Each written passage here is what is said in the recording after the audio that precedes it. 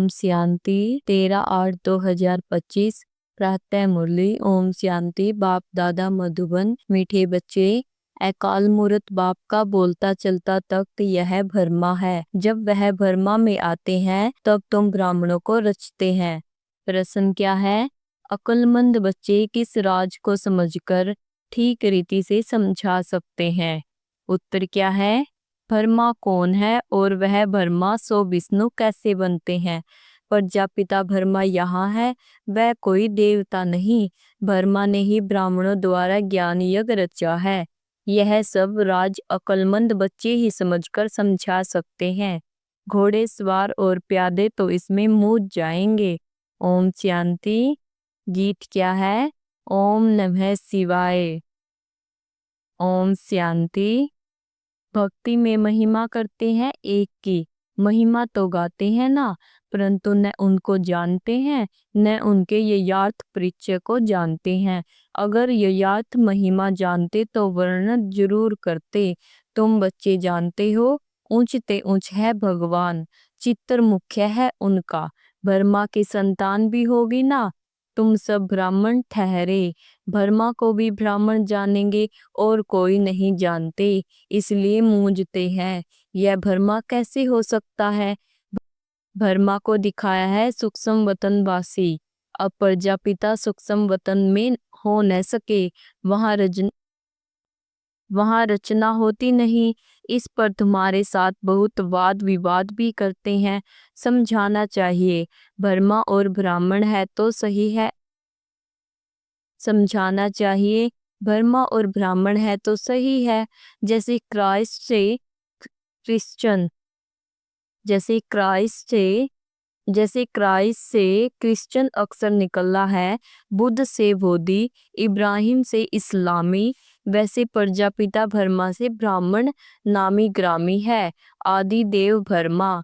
वास्तव में भरमा को देवता नहीं कह सकते, यह भी रॉन्ग है। ब्राह्मण जो अपने को कहलाते हैं उनसे पूछना चाहिए, ब्रह्मा कहाँ से आया? यह किसकी रचना है? ब्रह्मा को किसने क्रिएट किया?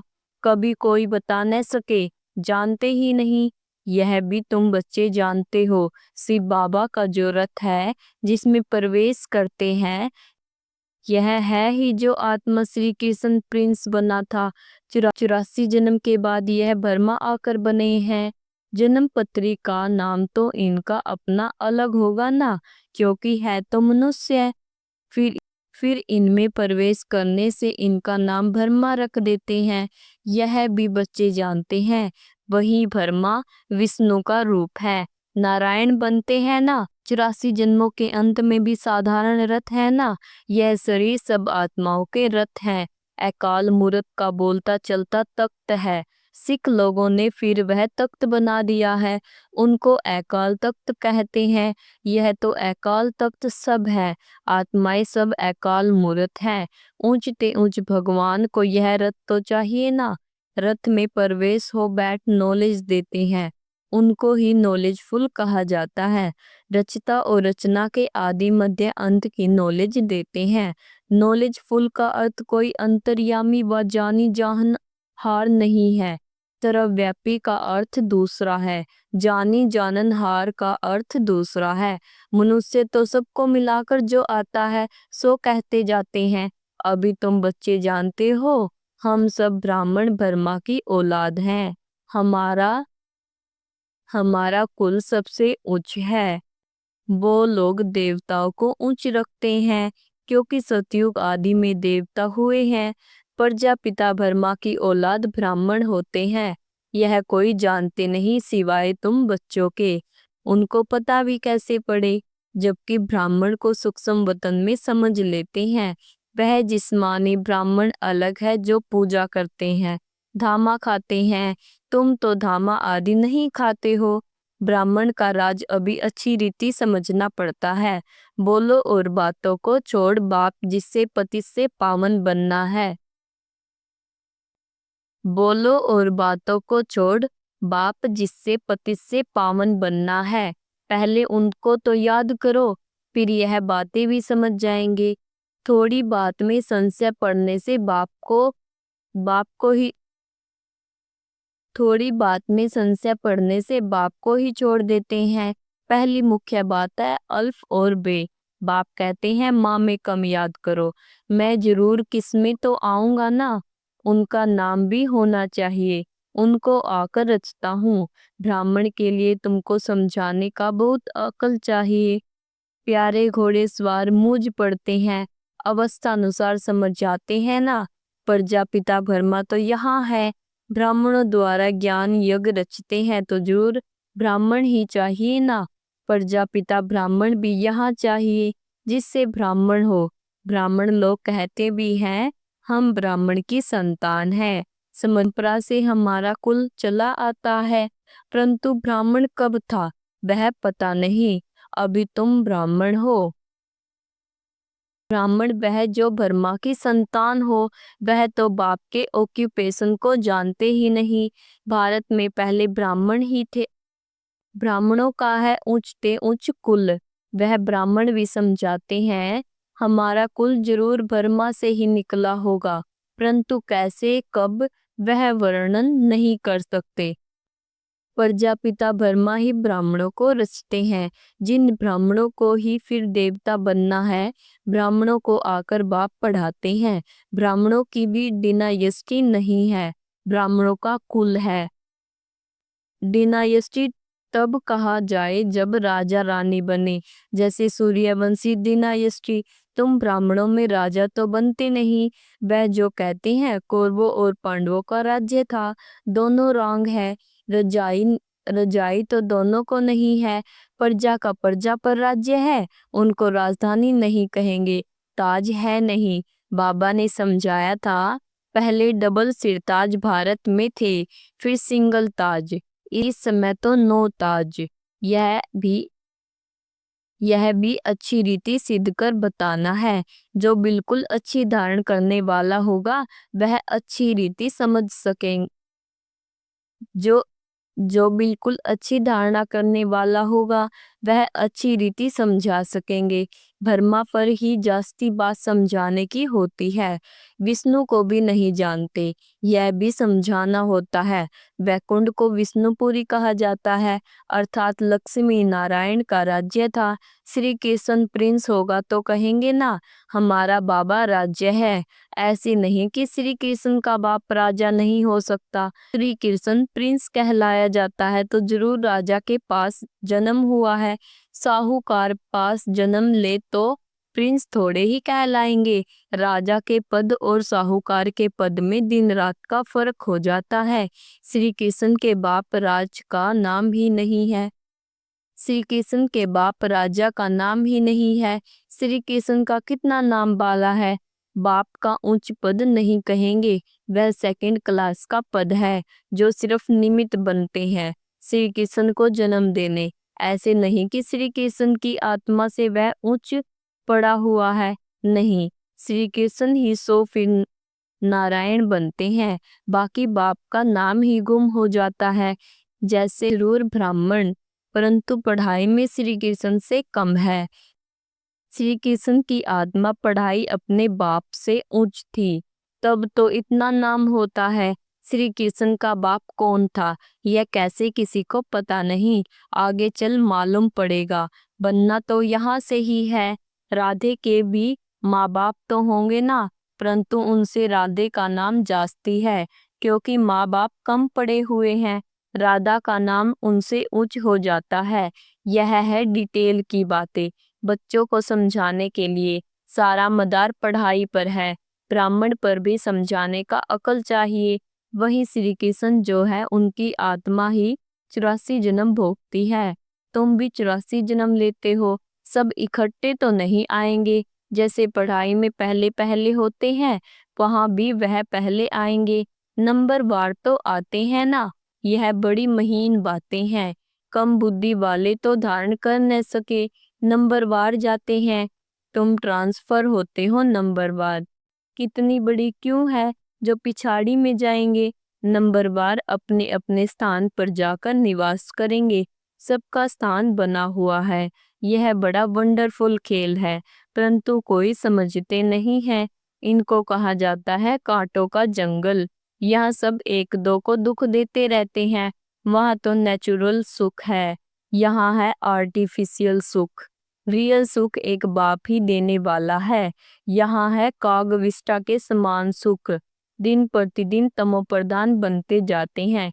कितना दुख है। कहते हैं बाबा माया के तूफान बहुत आते हैं। माया उलझा देती है। दुख की फीलिंग बहुत आती है। सुखदाता बाप के बच्चे बनकर भी अगर सुख की फीलिंग आती है तो बाप कहते, बच्चे यह तुम्हारा बड़ा कर्म भोग है। जब बाप मिला तो दुख की फीलिंग नहीं आनी चाहिए। जो पुराने कर्म भोग है उसे योग बल से चुकतू करो।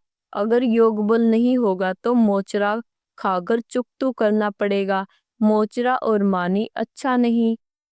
मोचरा और मानी तो अच्छा नहीं। सजा खाकर पद खाना अच्छा नहीं।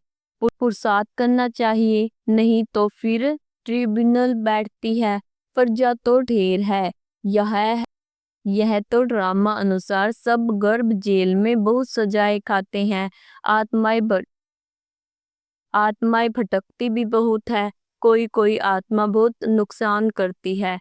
जब कोई में अशुद्ध आत्मा का प्रवेश होता है तो कितना हैरान होते हैं। नई दुनिया में यह बातें होती नहीं।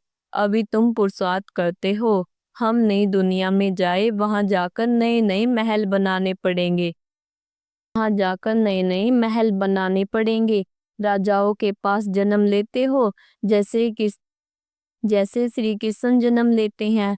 परंतु इतने महल आदि सब पहले से थोड़े ही होते हैं। वह तो फिर बनाना पड़े। कौन रचते हैं जिनके पास जन्म लेते हैं। गाया हुआ भी है, राजाओं के पास जन्म होता है। क्या होता है सो तो आगे चल देखना है। अभी थोड़े ही बाबा बताएंगे। वह फिर आर्टिफिशियल नाटक हो जाए, इसलिए बताते कुछ भी नहीं है। ड्रामा में बताने की नोंद नहीं। बाप कहते हैं मैं भी पार्टधारी हूँ। आगे की बातें पहले से ही जानता हो आगे की बातें पहले से ही जानता होता तो बहुत कुछ बतलाता। बाबा अंतर्यामी होते तो पहले से बताता। बाबा कहते हैं नहीं, ड्रामा में जो होता है उनको साक्षी हो देखते चलो और साथ साथ याद की यात्रा में मस्त रहो। इसमें ही फैल होते हैं। ज्ञान कभी कम जास्ती नहीं होता। याद की यात्रा ही कभी कम कभी जास्ती होती है।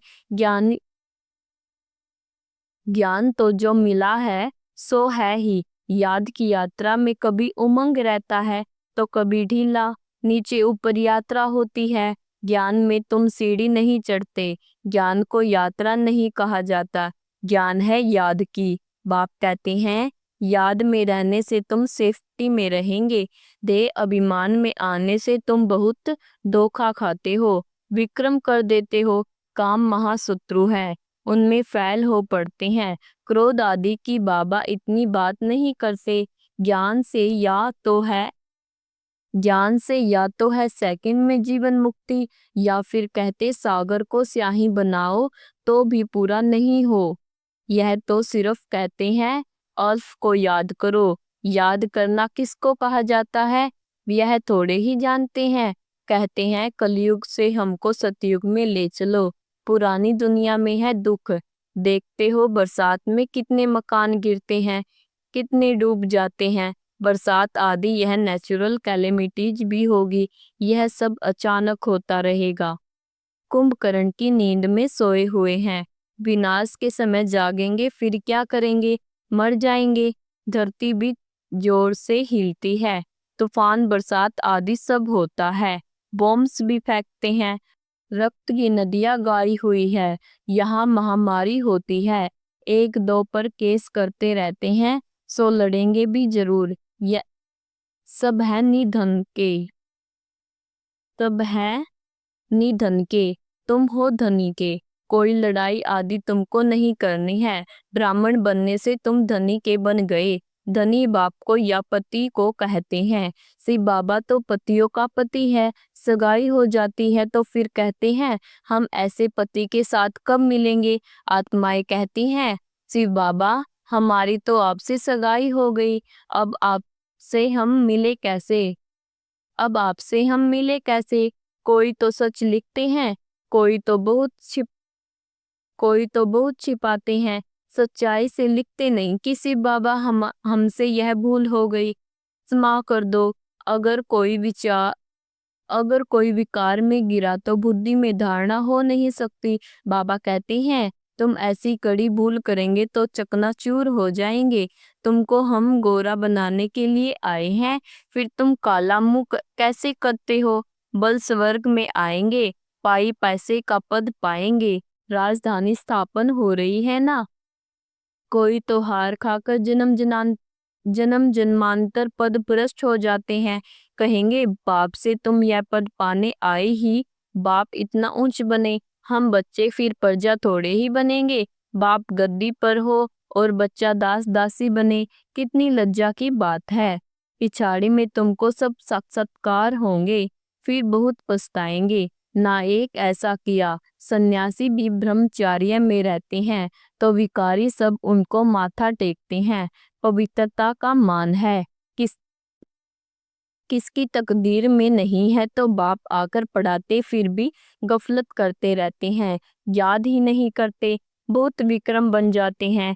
तुम बच्चों पर अब है बृहस्पति तुम बच्चों पर है बृहस्पति की दशा, इससे ऊंच दशा और कोई होती नहीं। दशाएं चक्कर लगाती रहती है तुम बच्चों पर। अच्छा, मीठे मीठे सिकलद्दो बच्चों, प्रीत मात पिता बाप दादा का याद प्यार और गुड मॉर्निंग। रूहानी बाप की रूहानी बच्चों को नमस्ते।